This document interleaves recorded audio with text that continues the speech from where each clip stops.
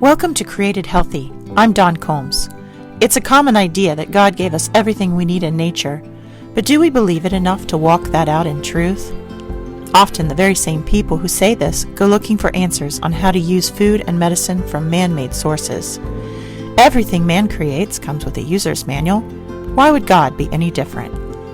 I challenge you to join me in seeking revelation about our body, mind, soul, and spirit health by digging into His written word and in practicing pure science in the visible world of His creation. Because every house has to have a foundation, it was laid strongly on my heart to start this podcast with a daily series. I am using the book, The Bible in 52 Weeks, which you can buy for men or for women. I invite you to read along with me.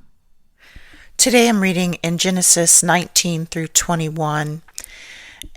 In this part of Genesis, we've got the destruction of Sodom and Gomorrah, the end of Lot's story, Abraham famously having Sarah claim that she is his sister and trying to get out of trouble with Abimelech, and Isaac being born, Sarah getting angry with Hagar and having her and her son kicked out, and they're off on their own, and then a covenant with Abimelech in the end.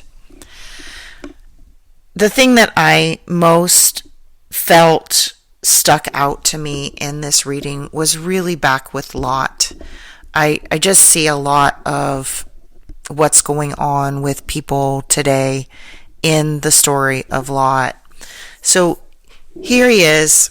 If we go back into our reading from yesterday, at the end of Genesis 18, we have Abraham arguing for saving people, saving the towns of Sodom and Gomorrah if there are even a small number of righteous people found by the angels. What I think is really interesting here is that I kind of imagine this conversation that's been happening between Abraham and Lot for quite some time. So when they split up, Abraham offered him, Lot, the chance to pick wherever he wanted to go. And Lot looked at the valley, the green, lush valley with all the cities. And being a typical younger person, I think he probably looked at that looks really happening and looks like a great life down there, and that's what he chose. I think Abraham, being the wiser uncle, probably has had lots of conversations at this point with Lot about his choices and his friends. In fact, Lot marries a woman from Sodom and has kids with her, and presumably he's friends with his neighbors, the people he's hanging out with, and the ways that he is benefiting in life comes from being in this city, and this city is horribly corrupt. We are told that the outcry is so bad that Abraham, sitting there in chapter 18, is visited by God, and in the person of 3 strangers, and he recognizes them immediately because he is walking with God. He's on the narrow road. He recognizes them immediately and knows what they're, who they are and how he needs to treat them. And God actually tells Abraham, hey, I just so you know, I'm going to go down and test Sodom and Gomorrah, and if what I'm hearing is absolutely true, I'm going to destroy it. Well, Abraham is not arguing here for saving the cities if God finds a righteous person. He knows that there is a good person down there. He has a personal stake in hoping to convince God to spare the cities because his nephew is down there and has made his life and is in love with his wife and his kids and is benefiting. So he's arguing for Lot. Of course, obviously God knows this. He sets off, and notable here is that Lot is sitting outside of the city gates of Sodom at the time, and this is where financial and judiciary events would be happening. He's in the midst of everything that's happening in Sodom. So he's a good man that is embedded in all of the icky, evil, yucky things that are happening, and he's trying to live above it. He's trying to be a good man.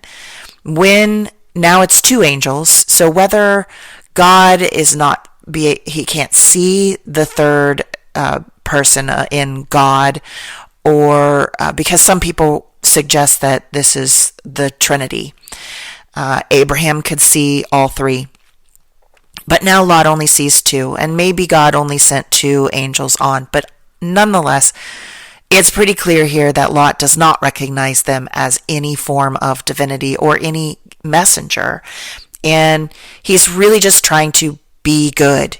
He's trying to walk that line of being steeped in evil and probably doing a lot of things that are questionable so that he can get the best of living in a city. So he's not walking. He knows God, but he's not walking, so he isn't hearing God and he isn't seeing God. So he's not privy to who this is and what danger he's in. But he extends cultural decency to them. It is at the time appropriate to be kind to strangers and to extend hospitality. And he's a good man. He's trying to be good, because being good is, unfortunately, we see this a lot in current Christianity. All you have to do is be good, and that will save you. Lot is caught up in a lot of lies here, and he's getting ready to marry off his daughters to some of the townspeople. And he takes these two gentlemen home and brings them in because he's going to protect them from what he knows to be a lot of bad stuff going down. And sure enough, his townspeople, friends, neighbors come knocking, and they want to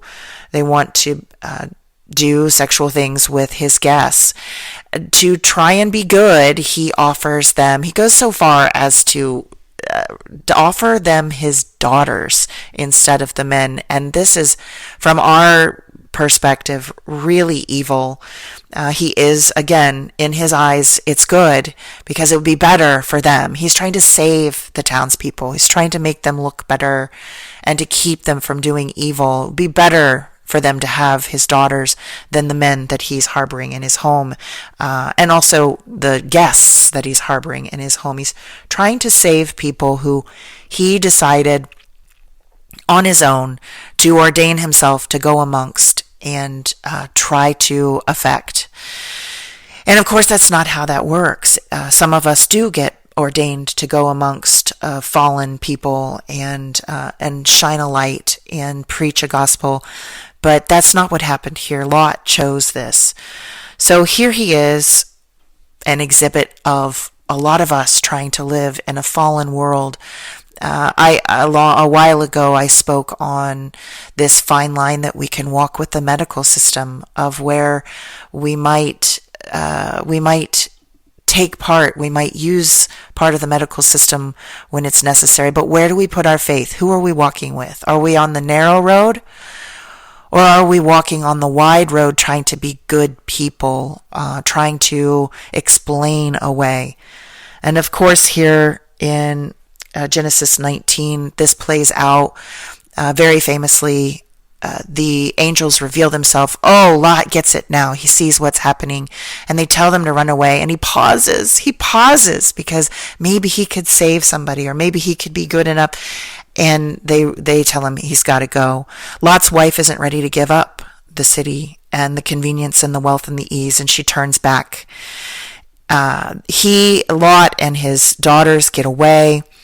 And unfortunately, the compromises in his walk does lead to the separation of most of his descendants from God, because his daughters come to him and sleep with him, and out of the children that they bear come the Moabites and the Ammonites, and they are idolatrous, and they are a people who God is forced to use Israel to wipe off the map. We can't walk in compromise and be healthy. We can't compromise what we eat. We can't compromise how we're treating. We have to walk on the narrow road and still live in the world. We can be in the world. Abraham was in the area, but he wasn't of the city. And Lot struggled. Lot struggled to not become of the city. And he was only spared because Abraham argued for him. So boy, when we get stuck like that, we hope that people are out there praying for us. Join me next time as I dive into the practical applications of what God has in store for our health all around us in creation. Thanks for listening. If you enjoyed this episode, please subscribe and share with a friend. And I'm always interested in hearing what God is laying on your heart. So drop me a rating or review, or join the conversation on Facebook, Instagram, or YouTube at Dawn Combs Really.